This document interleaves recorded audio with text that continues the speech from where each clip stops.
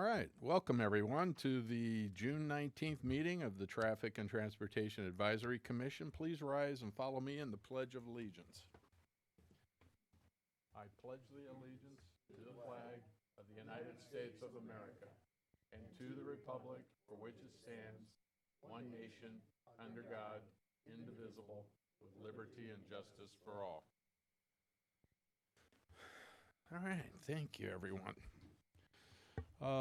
Ms. Sandoval, please call the roll. Commissioner Emo? Present.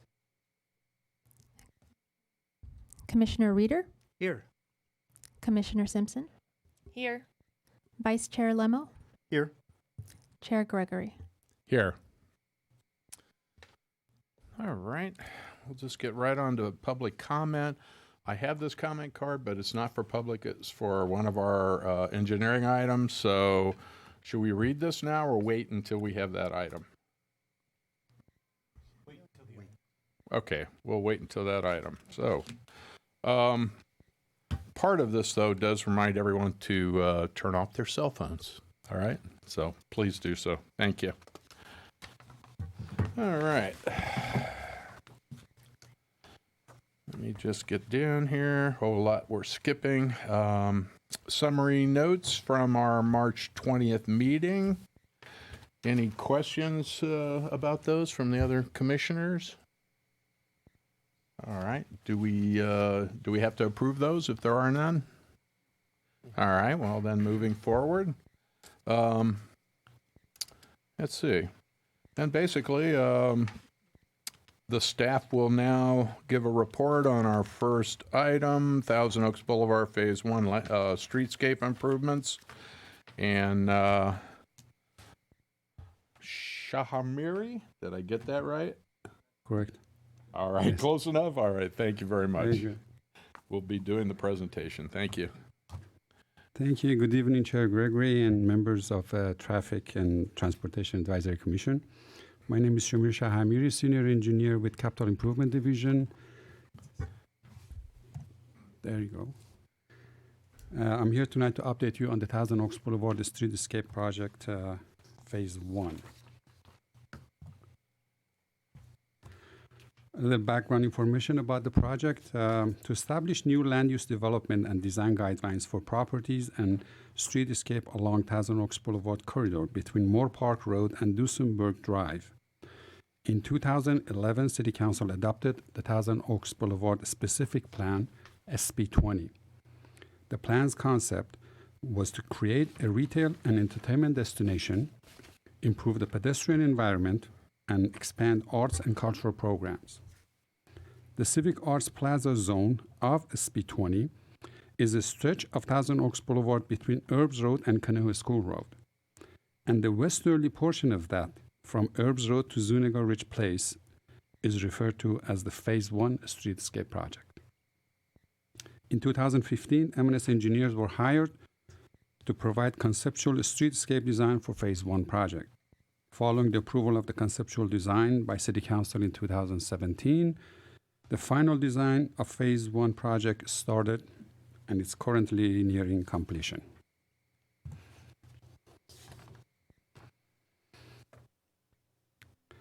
Phase 1 improvements include new pavement, enhanced pedestrian features, new street trees, and additional traffic signals. The project will also include underground utility upgrades. This exhibit shows existing configuration on Thousand Oaks Boulevard between Erbs and Zuniga. The existing pavement is 80 feet wide with 10-foot sidewalk along both sides of the boulevard. And this is a rendering of the proposed improvements under Phase 1 project. To provide a pedestrian safe and friendly environment, the Thousand Oaks Boulevard pavement will be narrowed down from 80 feet to 68 feet, allowing a 22-foot sidewalk on the south side of the boulevard. The initial plan, was to widen both north and south sidewalks by 6 feet. However, there are a substantial number of existing communication conduits running underground and close to the surface, along the entire north edge of Thousand Oaks Boulevard, which on the exhibit is shown in orange. This prohibits any sidewalk extension into the street on the north side.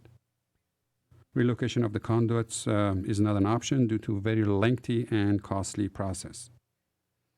In the future, as properties on the north side of the boulevard develop, the plan is to have the sidewalk extended 10 feet inward into the properties.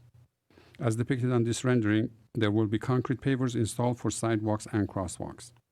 The project will provide a new signalized left turn access from Zuniga Ridge Place into Thousand Oaks Boulevard.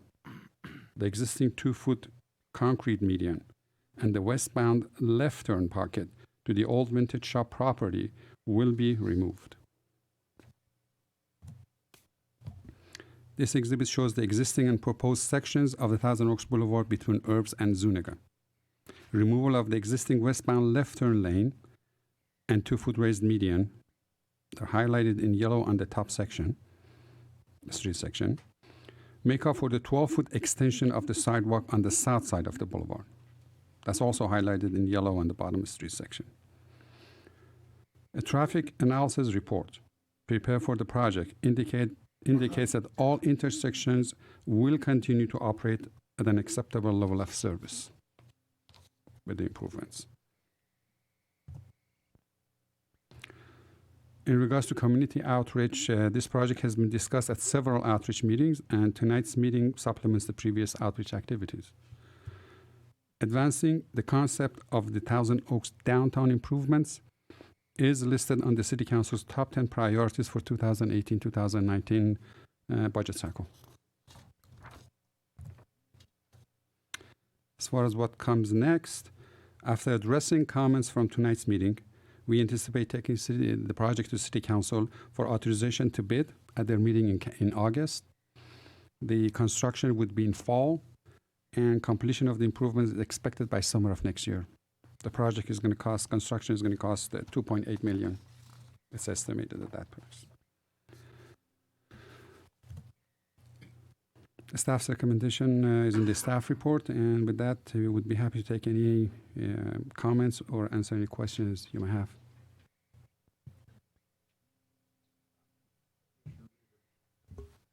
Commissioner Reeder, please. Thank you very much. I need a little further explanation on the removal of the concrete median, the raised median.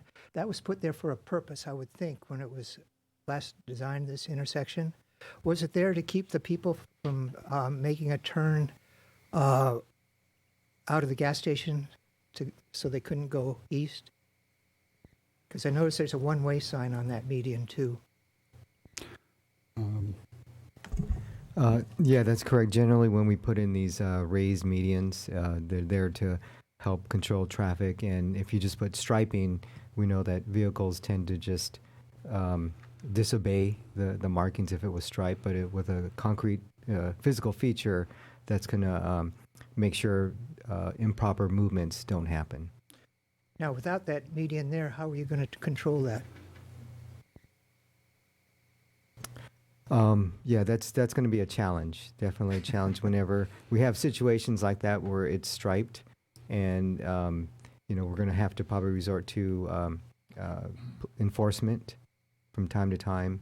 But also, I think the congestion levels that sometimes might deter drivers from attempting to make that movement because they're going to see it's so heavy. If they want to make a left turn, they'll be deterred and they'll have to make a right turn instead of a left turn out of one of the properties. We'll see, huh? The narrowing of the lanes, usually that's associated with decreased speeds. Do you think the speed will be the same through this area?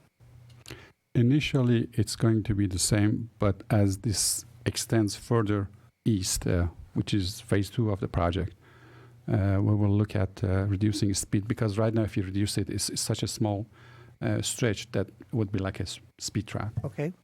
And has any provision being made for a bus stop? There is a bus stop there, and Okay. I think it's I going to failed to remain see there. it. Yes, it's going to be moved further a little bit east to accommodate the improvements, but I don't think there's any change. Yeah, in that. Mr. Finley, do you have something to add? Is this on? Yes.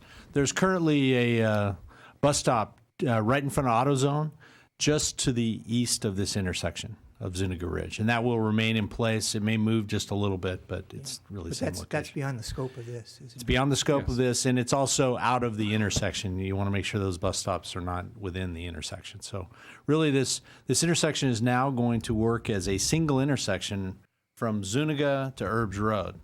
Currently, it's a single intersection kind of from Los Feliz to Herbs. We're really just adding Zuniga to that. The crosswalks now provide new limit lines and kind of show the limits of the intersection now. So really, we're defining it better than it currently is defined now. All right. And then the driveway opposite of Herbs Road, will people still turn left in there on the westbound Teal Boulevard? No, you will no longer be able to turn left from westbound. There still will be access to the right, and then exiting that intersection. It actually we haven't thought that all the way through, but it may be able to go straight or right, or maybe even left. It may be signalized at that location. I don't know that we've worked that out at this point. And then my last is the driveway exiting Leslie's Pool Service. Will that be a right turn only? That'll be right turn only. Okay. And actually, if you think about it, with the traffic signal now on Zuniga, in fact, the same applies really with the AutoZone. Folks will now, currently they have difficulty turning left. Now they'll have an easy access out to get a signalized left turn to get out of Zuniga and go left. Very good. Thank you, Mr. Finley. Great. Any of the other commissioners have questions? Commissioner Lemo? Yes, first of all, I think the plan is exactly what many of us envisioned many, many years ago. Some of us, and I know we look a lot younger than this, have been working on this boulevard for 24 years. And this is really welcome. I just want to confirm a couple of things that have come up over the years. First of all, it seems to me that the pedestrians are a lot more visible because of the, for want of a better term, I'll call them the bulb outs that we have attached to where they would cross. And I think that's a very good thing. Yes. My one concern, and I've learned about it here and in other cities, are in regards to street trees. The concerns we've had in this community and others is that sometimes we plant beautiful street trees, and in 5 or 7 or even less than that, the sidewalks are coming up because of the trees we've planted. Partially because they weren't planted right by a developer in some areas, partially because we just chose the wrong trees. I'm assuming that has been taken under consideration. And before you answer that, one more thing, which is one of the first things we ever talked about when we first met on the boulevard, and that was what street trees do to merchant signage. So if you could just, those are the only 2 questions I have is, what will the impact be on the sidewalk? Because obviously you're meeting one of the things that was requested by our citizens, which is more on-street dining. But what will happen to the sidewalks, do you think, over time with the trees that we're choosing, and will they be able to be trimmed and stay within all of our rules and regulations so that they don't impact merchant signage? Yes, there will be measures in place when we do the landscaping and the trees in the area. That's taken under consideration. We have nice pavers in the sidewalk, and we don't want to damage any of that, of course. And of course, we have a much wider sidewalk, and there are 2 rows of trees on the south side. And the type of trees that we're planting and the maintenance that we go through and all of that has been taken under consideration to prevent any damages to the infrastructure. Thank you. I actually think it's pretty surprising when I've heard all of the different outreach and the comments made that so much was taken into consideration. Very, very good job. Yes, thank you. Any other questions? Commissioner? Thank you. Well, we can certainly appreciate the effort that went into to the design here. You had mentioned that the idea or the concept is to create sort of a entertainment destination, right?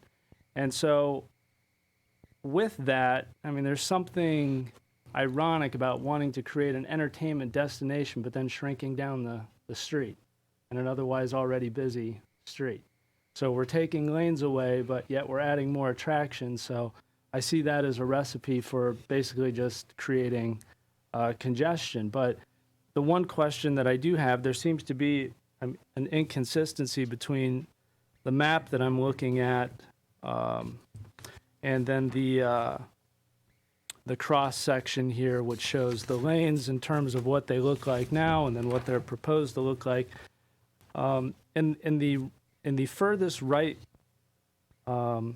westbound lane of Thousand Oaks Boulevard, as you approach Herbs Road, it looks like that is a dedicated turn right lane on the map, but on the cross section drawing, it depicts it as a through / right turn lane. So I'm just wondering, is that really a dedicated right-hand lane, or will it also operate as a through traffic lane?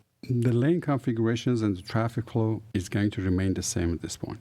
So what you see here, the reason we could not actually pick a point here that's consistent through the intersection, as you go to the west of Herbs and then east of Herbs and then you come to Zuniga, the lane configuration keeps changing.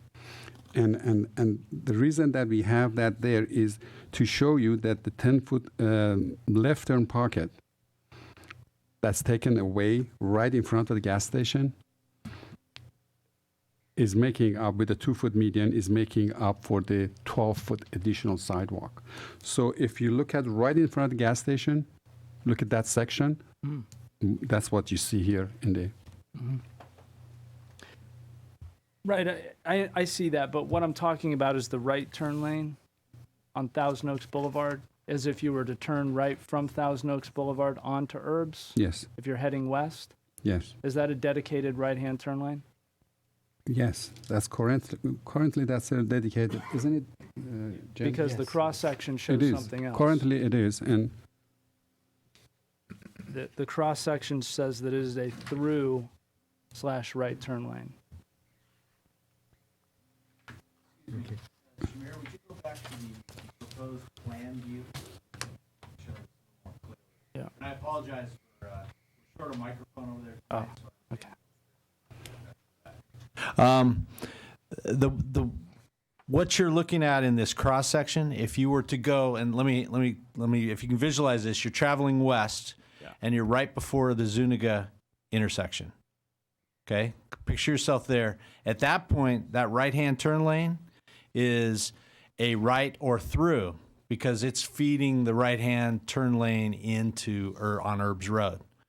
So when you travel past the gas station, it's still, it's still a lane, but it's a right now. It's a right turn only lane at Herbs Road, and the reason is because actually, as you cross the intersection at Herbs, continuing west, there's now only 2 lanes to receive the through lanes. So that's why that cross section is kind of made to cover. It's a typical, we call it a typical cross section, and that's why it's through at Zuniga, and it's a right turn only at Herbs, if that makes sense. No, that does, and that certainly clarifies in my mind. I was just looking at the loss of a lane, right, from 3 to 2, but it's shrinking down to 2 lanes on the other side of Herbs anyway, on the west side of Herbs anyway. Correct, just like it is today. Okay. My last question is, the statement in the staff report that all intersections are projected to continue to operate at an acceptable level of service, is that the delay methodology that the city is currently using? I believe we used for that analysis, that was this was done a number of months ago before we adopted that new methodology, the highway HCM method. This is based on the prior method, the capacity method. So we did all our calculations based on that. So I believe it's a level of service C or better. Okay. And the fact that it's based on a level of service methodology that is not being used anymore. Does that compromise the report in any way? Well, technically, we still are going to use the old one at times just to double check and just for comparison reasons. But we feel that the only difference with the new method is it's going to give you more of an indication of how long you're waiting because the metric there is delay in seconds. The capacity method is based on how many cars are getting through the intersection based on available capacity. Okay. Actually, the report, I'm sorry, Cliff, the report did look at HCM and ICU method both. Okay. I don't think we got that, but Right. right. But Um, that's what you're saying. yes, I will. We can provide that to you. I don't think it was part of the attachment to your. Okay. I'll take your word for it. Yeah. I'd just like to make one more comment. Again, what we're actually doing to this intersection is reducing one left turn lane, westbound left, that was only feeding the previous business that was there, which is no longer going to be there. So when you think about number of cars that were turning left at that signal going into that business, very few. Other than that, we're narrowing the lane slightly, but we're not taking away any other lanes. So really, the capacity of the intersection with these changes isn't changing at all. What we anticipate in the future is additional traffic coming to the downtown, since this will become an entertainment center. So we expect that level of service or the delay during busy times to probably increase as the traffic increases. But the capacity of this intersection, current capacity and the future capacity, isn't changing with these improvements. Okay. Sure. So, Commissioner Simpson. thank you. My input's the same regarding concern of the street trees and making sure that they're appropriate and that the damage is minimal as they grow. So, the other thing that I wanted to relay my concerns about is the removal of the median and just the thoughts of engineers as far as the potential to keep the median in place and just reduce the sidewalk 2 feet. Because if we're already doubling the sidewalk, it seems like potentially that 2 feet could remain in the median. And if we have the data to support preserving the median with safety at the forefront of the decision, I'd just be kind of interested in hearing more about that.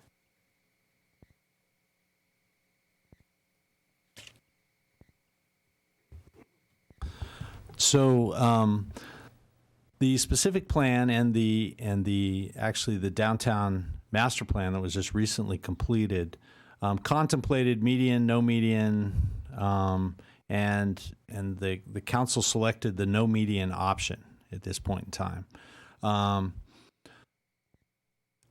That with the expectation that the narrower street was worth giving up the median. There could be now people who decide to turn left out of the gas station and try to make that left. However, again, now that it's been that way for a while, I mean, our expectation is people have figured out how to go out onto Herbs and go left at the signal anyway, and it's a much better option. And chances are they will do that. Maybe not in the middle of the night.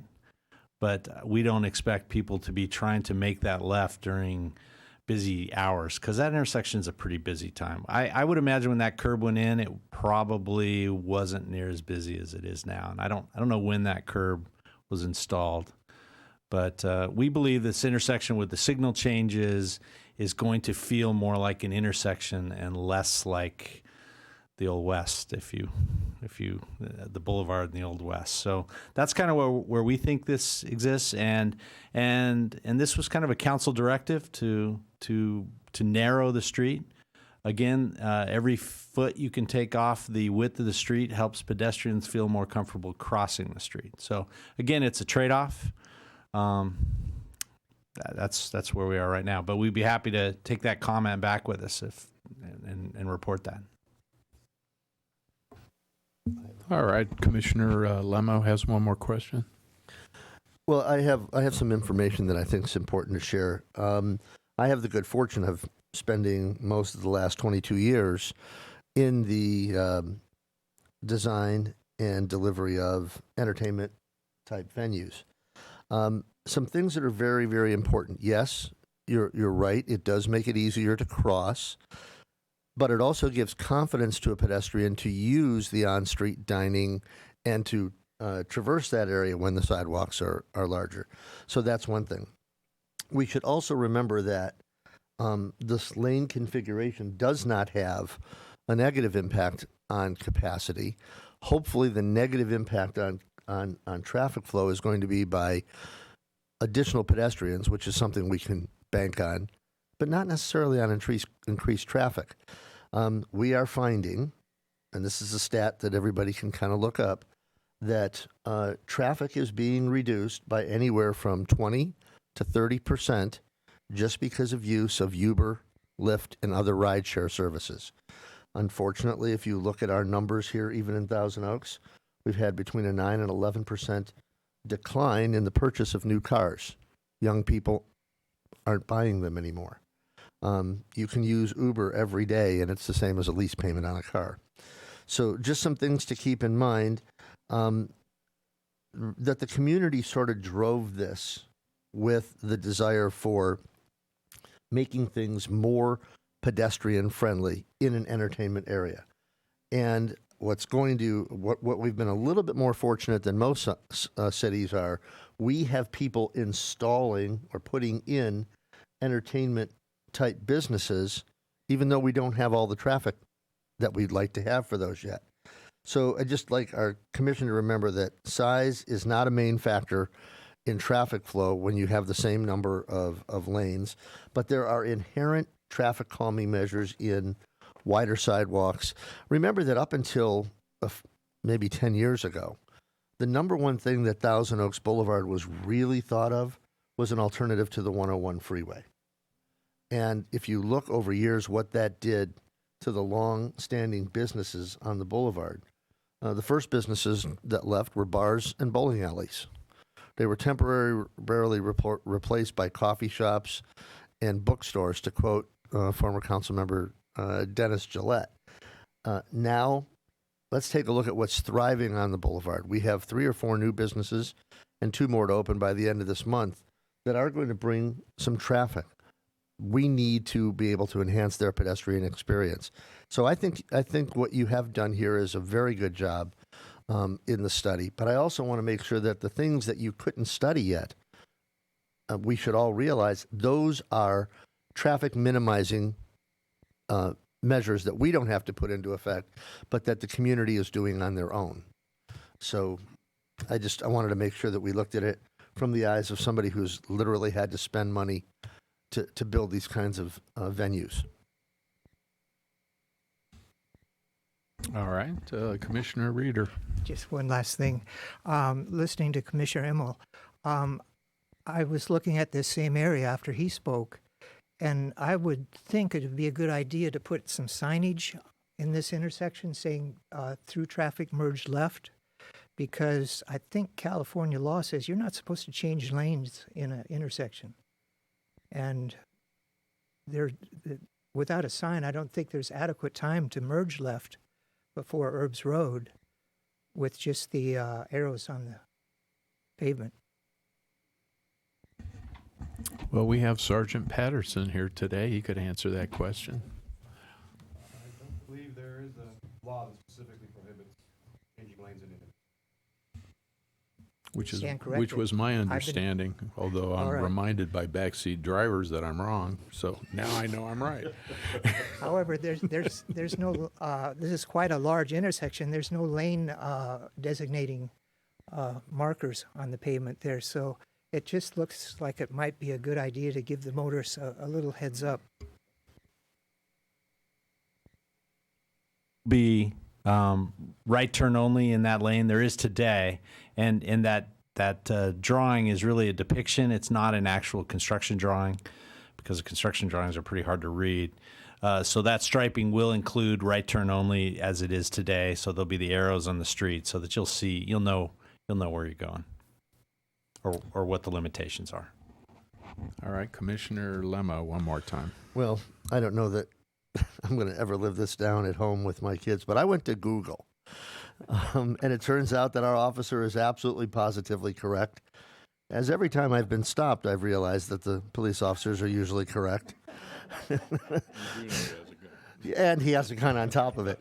But it is legal to change lanes in an intersection, though I remember most of my backseat drivers telling me not to as well. All right. Well, all good instructions. I personally will look forward to this. I think the city is taking a step forward. I wish it much success. My question is very simple, and you can be very succinct, and that is these city-installed trees. Will they have foliage year-round?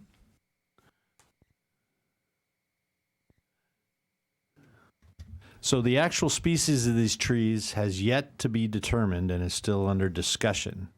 At this point in time, we are thinking that those trees will likely be deciduous. They will lose their leaves in the winter and have nice canopies in the summer. We are hoping that they will be selected such that they will grow up and out of the sidewalk and signage zone for the businesses in a very quick period of time. The big challenge here is, of course, to make sure that we install them correctly and have the right watering system and root barriers, so that they grow down and don't disrupt the sidewalk. Additionally, because of the size of this big wide sidewalk, we will have oversized tree wells, which will give us a better opportunity to hopefully manage our urban forest. Good. Well, thank you, because I know trees can be very beautiful, but they can be difficult to maintain, and they don't do what you tell them to. So everything is perfect. With everybody's questions being asked, I think that concludes that. Thank you very much for the report. We're going to move on to our next item then, for which we do have a speaker card, but before we start, Ms. Sandoval, would you like to read the public comment statement? Or does that come afterwards? No, okay, we won't do that. All right, so we're moving on to, hold on one sec, item 6B, I believe it is. And that's the stop sign. I think we're on 6B. This is for stop sign installation at 2 locations. Excuse me, Mr. Chair. Yes. Sorry, I'm over here again. Sorry. Oh, okay. Mixing you guys up tonight. The recommendation on the last item was that your approval of the final design concept or recommendation that we take this item on to City Council. If you, I if didn't you don't see mind. the I'm action sorry. item on it. That was recommendation number 2. All right. Well, anybody would like to make a motion on that? I will. I move that we take staff recommendation number 2 and move this item on. Should we call for a vote then?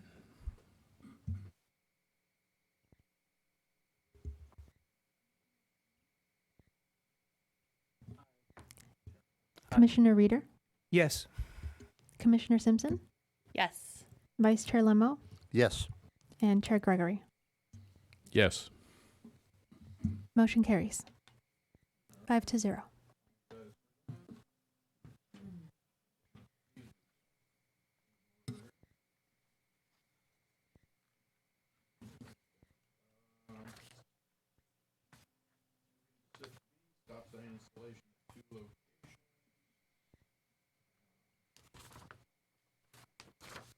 We need,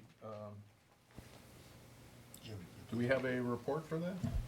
Yes, I'm Okay, presenting sorry. that one. Jim, you Okay, yes, thank you, Chair Gregory. This item before you is to consider adding stop sign control at 2 intersections within a residential neighborhood in response to a public concern that we received.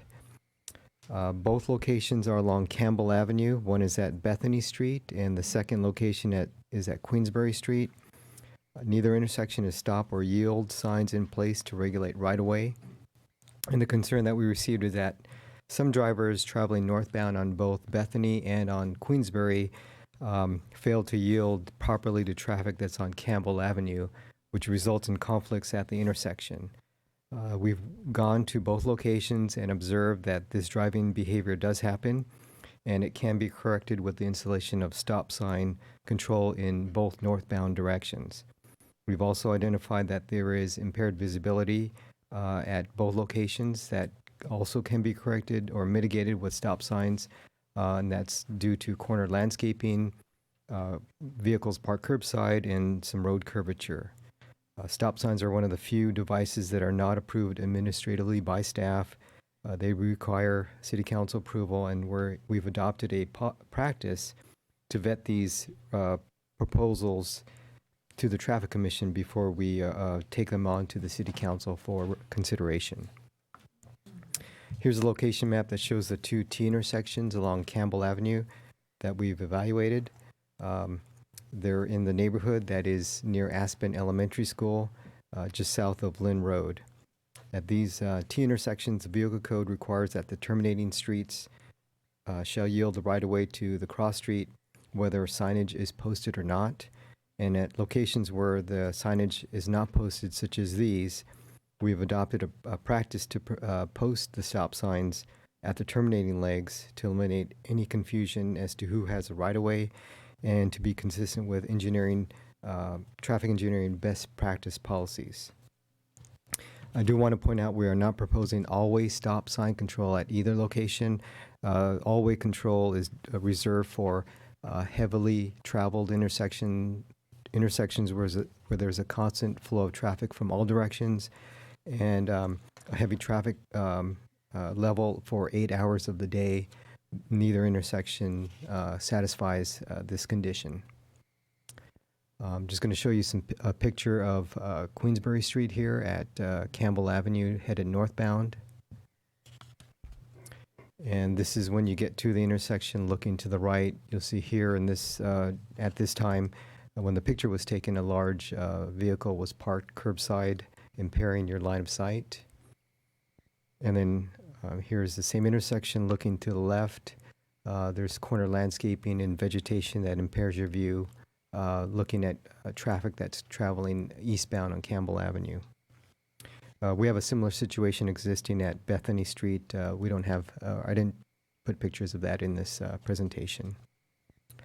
As part of our public outreach, we've mailed out 65 notifications to the residents within a 500-foot radius of both intersections, asking the residents to provide their input on the recommendation this evening. And we have received one email from a resident in support of the staff recommendation. A copy of that email was presented to the commissioners prior to this meeting. So in summary, we're recommending stop sign installations in the northbound directions of travel of both intersections to achieve a number of goals listed here, and it should address the public concern that we received regarding drivers who fail to yield the right-of-way at both intersections. One thing I do want to point out is that these stop signs are not designed to control speeding or other undesirable driving behavior. So with that, the staff recommendation is in the staff report, and the recommendation developed by the commission this evening will be forwarded to the City Council for consideration, and we'll be happy to answer any questions. Thank you. All right. I don't have a question so much as I have seen similar roads like that. I even have one in my own neighborhood. I didn't request it, but other people did, and it really does a good job of assigning who has the right of way, and that people should definitely come to complete stop, look both ways, and safely go on. So it's to promote safety.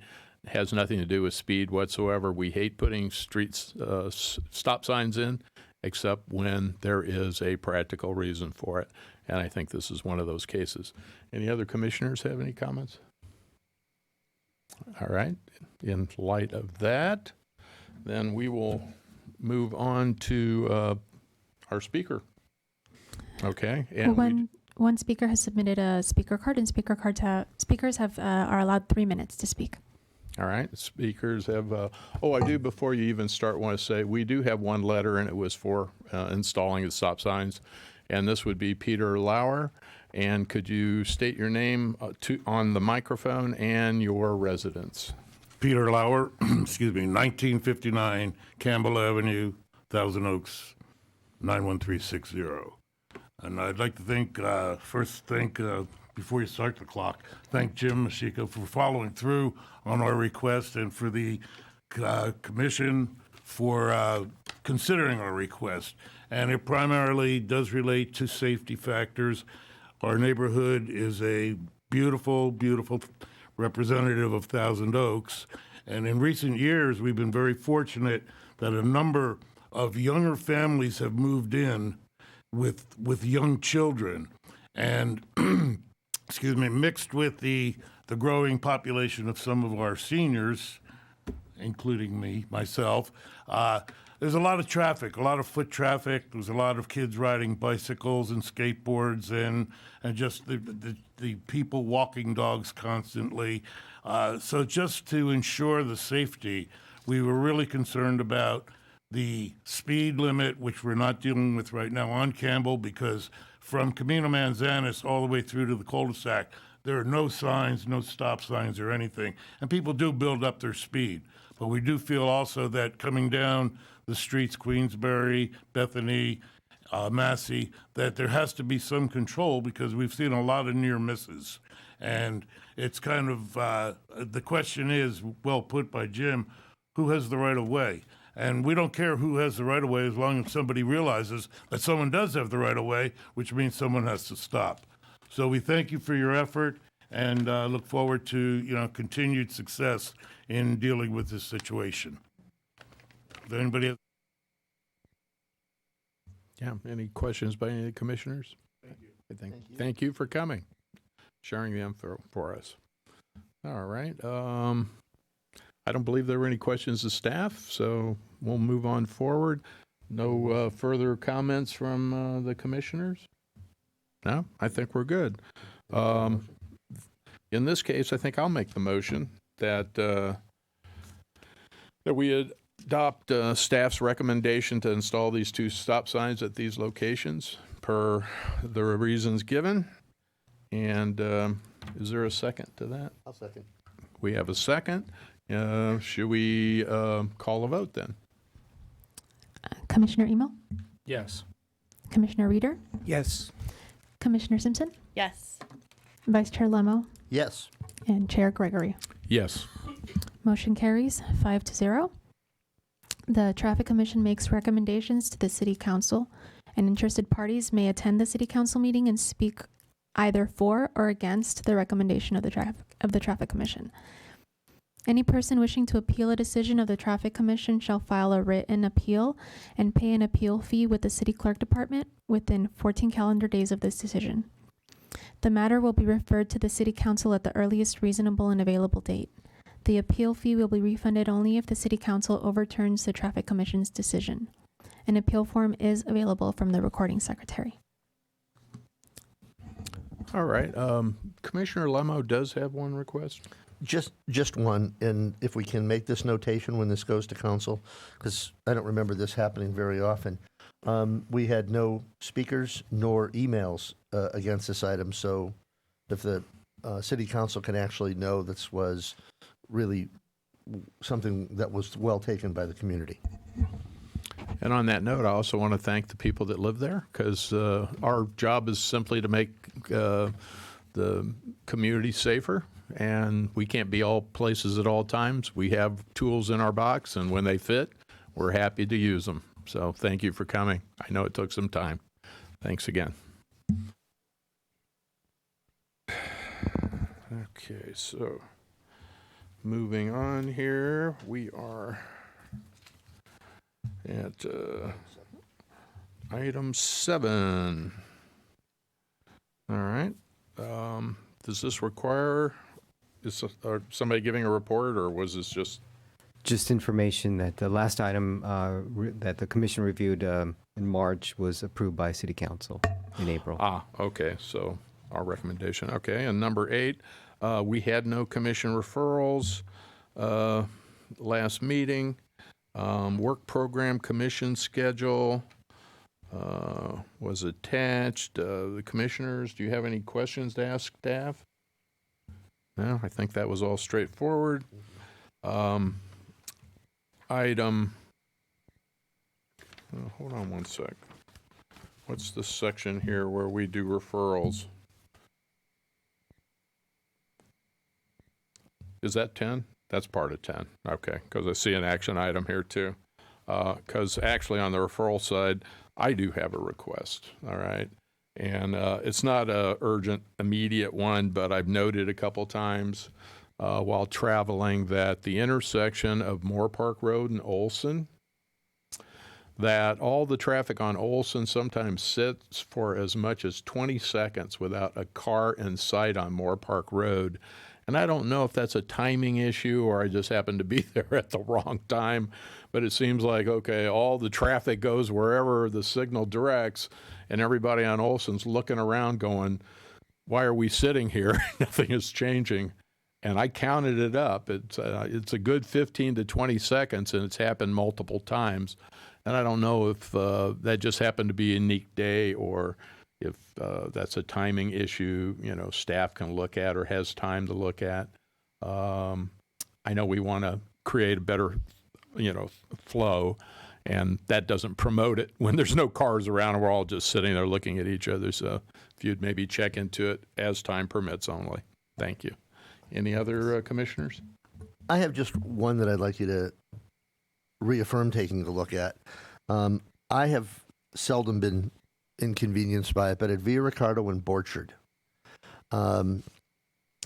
I've seen in the last week 4 crashed red lights, and no one was at risk. They sat there so long looking to make a left turn on Borchard that they just went ahead. I mean, there was literally no traffic. They just made the left-hand turn. I know that's probably still illegal, and I didn't do it. I just want to go on the record right now. I looked a little surprised, but not much.